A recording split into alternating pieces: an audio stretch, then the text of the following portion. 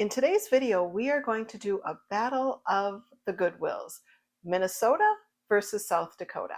We just got back from a road trip to the Badlands and Mount Rushmore. Neither my husband nor I had ever been. It was an awesome trip. And on the way down, we stopped at Sioux Falls, both going down there and coming back to Minneapolis. It was a perfect stop to make that drive not so long. And while we were there, I stopped in a Goodwill. And I will just tell you, there is a vast difference between the two. Let's take a peek. Okay, first stop, we're in Sioux Falls, South Dakota. And heading into the store, I didn't know what to expect. I'd never really thrifted in another state before. We went up to Canada a couple summers ago. I did thrift up there, and that was a great experience. But I was confused because I couldn't find the hard goods. Now, I didn't compare the clothing at either of the stores. I'm a hard goods girl, and I didn't want to take the time on vacation to go poke through their clothing. So I am just going to compare hard goods to hard goods. But as you can see, the shelves are really bare. And I guess I didn't realize how lucky I am to have the type of thrift stores that I do so close to me in Minnesota.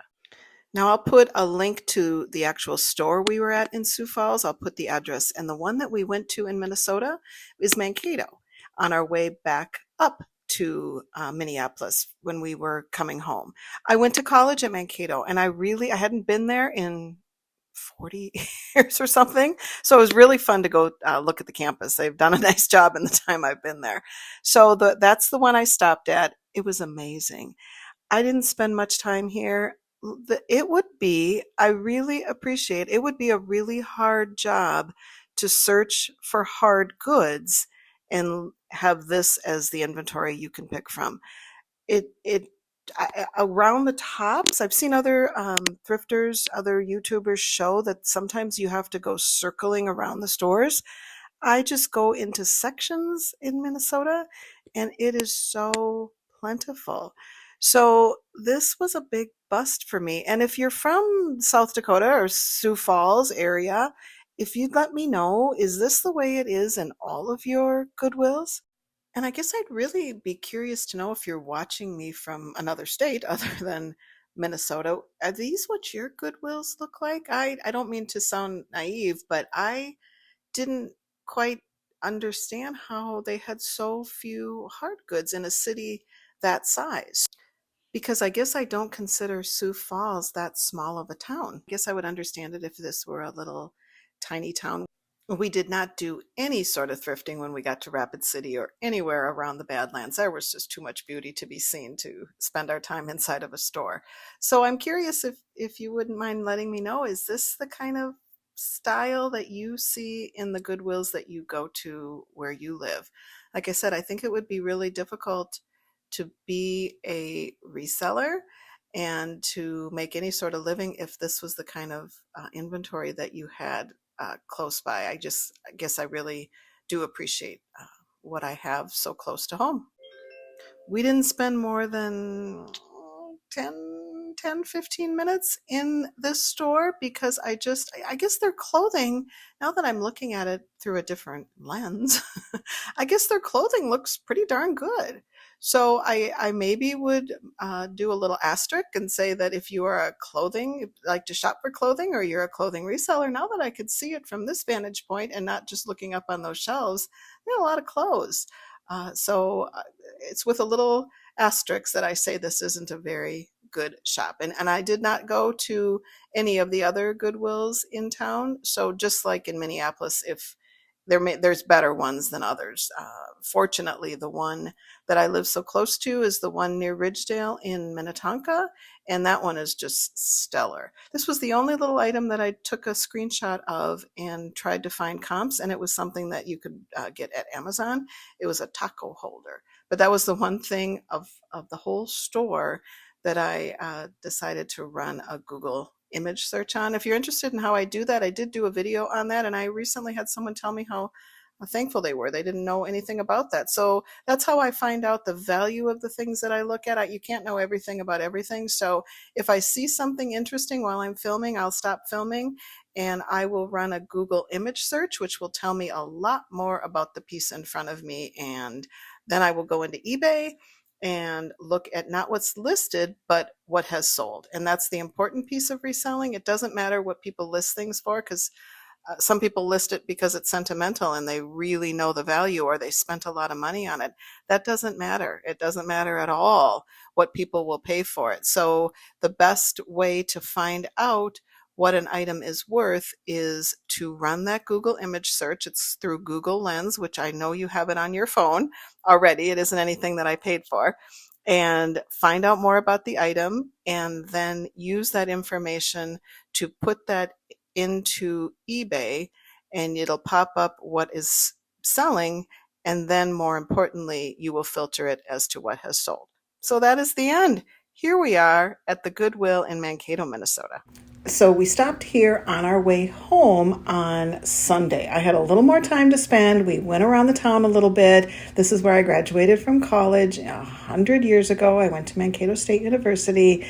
But right away, I mean, it is heads and tails different in terms of the hard goods. Now, I don't know if you noticed in the pricing in the South Dakota store, it was all over the board. I'm maybe not as convinced that they have pricers, or they know how to use Google Lens or Google Image, because some of the things were very fairly priced and other things seemed a little bit off considering what they were.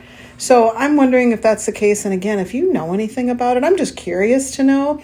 I didn't realize how truly spoiled we are in Minnesota. If you're a thrifter, if you like shopping secondhand, if you're a reseller, if you're a collector, look at the amount of things we get just walking in the door. And again, I didn't look at the clothing. I was curious, at being a college town, what this would be like if it was just kind of college apartment things. When kids leave, they just bring it all over. It wasn't. It was lovely and organized and fairly priced. It was a real treat. And I did started to load up my cart. I pushed away a few things. I did my research while I was in the store, but I did bring home a couple of pieces that I thought were unique enough and vintage enough that I think I could make a good profit on those, and those are already listed. But let's set this one to music, because I think I've heard from you that it's just kind of nice to shop around with me. So I'm going to set it to music a little bit, and let's look and peek at what the Goodwill in Mankato, Minnesota is like.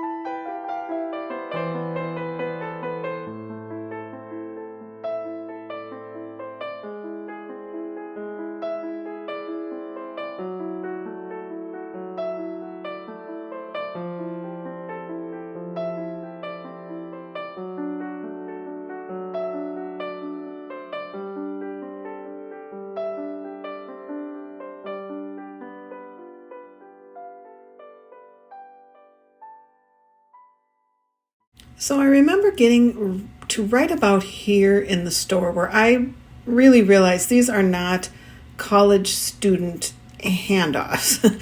This is as good of a store as I've been in the Twin Cities area. They just had a really great selection. The prices were okay, comparable to what is in the Twin Cities, which that's what I thought. I thought, well, maybe you come, a little farther south and you go down to Mankato and go to a college town or go to a smaller town. So it was really nice for me to see the difference in pricing, which I thought kind of for this size town was a little bit high, but the quality of items were really nice. So again, I purchased to resell. I had a commenter say, thanks a lot. Now the Goodwill knows that. No, I don't think the Goodwill watches my channel at all. And if they do, okay, if you're watching Goodwill, stop putting the stickers on the bottom over the maker. Do you see how many times I've flipped things over and people peel those back because they want to see who makes the item? Don't put them on the front and put them discreetly on the back. So Goodwill, if you're watching, that is what I would ask of you, to please do that. So getting into that a little bit, when I first started my channel, I had a lot more commenters that were kind of coming after me a little bit. Several people commenting on how disgraceful resellers are, how we should be ashamed of ourselves, how because of us that the thrift stores, they've ruined it for everybody else.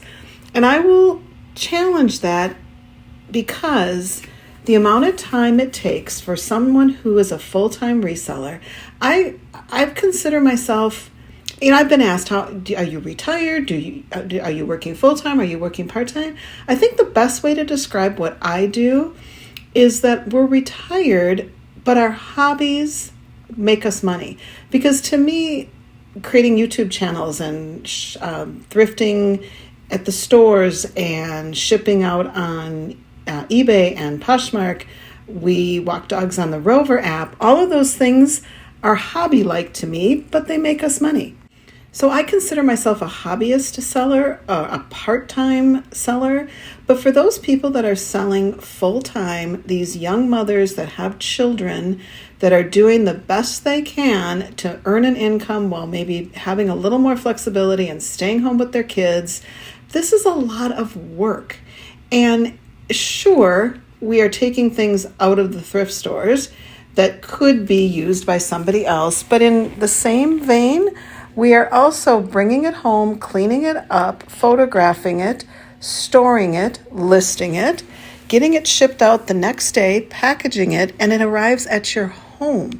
You can't be everywhere. I always say that. You can't know everything about everything, and you can't be everywhere. So if you're looking for a specific thing and you can find it online versus in the thrift stores, I'm not certain that isn't in and of itself enough of a value that resellers, sure, we're trying to make a profit for that amount of work we're doing, but not everything you see is an absolute slam dunk. If you watch social media, I bought it for $4 and I've sold it for $485. Well, those are the things they post. Sometimes you take a hit on things. Sometimes it's like, well, I broke even. That's not the goal. The way I shop is that I like to, of course, triple my profit. There is a chart, and I can show you that at some point if you're interested, of kind of the basis of how much you buy it for versus how much you should sell it for if you're at all interested in reselling. Some people come and watch just because they like to shop. Some people come and watch just to learn. So if you're interested in the learning part of what I do, I could do a little video on that. Let me know. But it's a lot of work, and I don't consider it at this point. I've been doing it over 7 years. It's not as much work for me for the level that I do. I have close to 1,000 items in my store.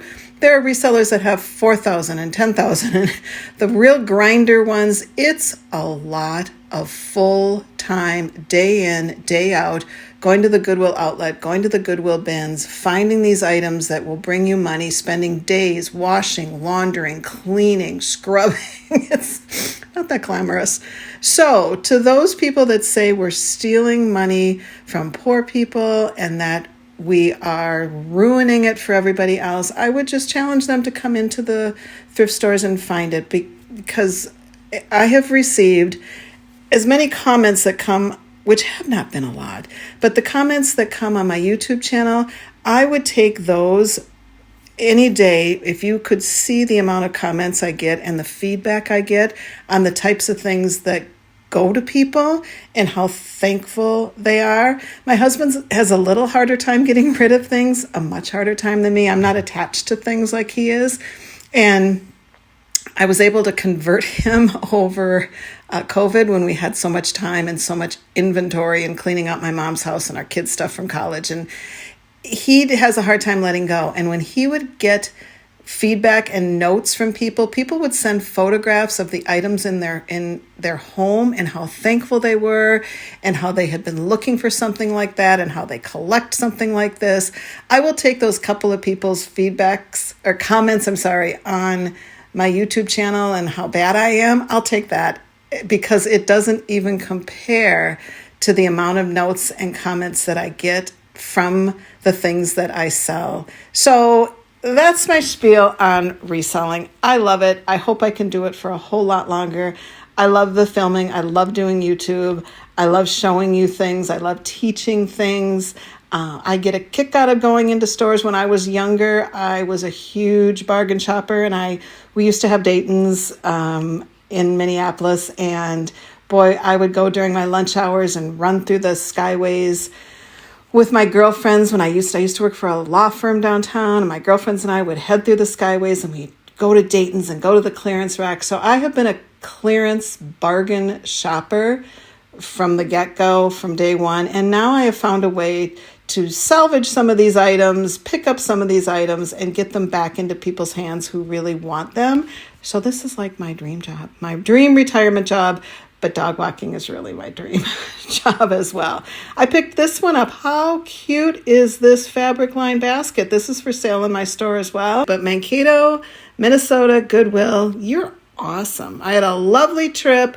I'm putting this video out on Sunday. It's Mother's Day. Happy Mother's Day. Sometimes I know that a lot of my followers are my age, and sometimes Mother's Day can be a little tough. So changes have happened and things have changed. And so happy Mother's Day. I hope you have a good day. I hope you're able to celebrate and do something that you truly love.